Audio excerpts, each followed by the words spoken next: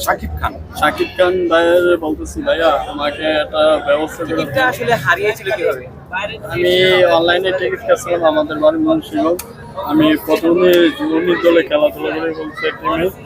আমি ওইটা মনে হাতে আমার প্র্যাকটিস ছিল, আমার লিগ ছিল, প্রথম দিন একটা লিগ শুরু হয়েছে, লিগ ছিল আমার প্র্যাকটিসটাই আমি খেলা দেখতে আসি।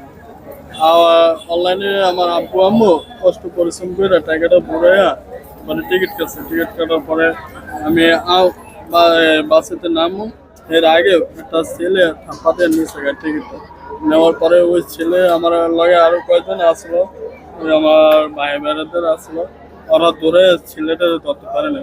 সেটা হলে ভালো দিয়ে কমে গেছে, এটা করতে পারি না। ওরাও আফসোস করছে, এত কষ্ট করে বলছি, এত কষ্ট করে আয়া হাল যেমন ইয়া করবো।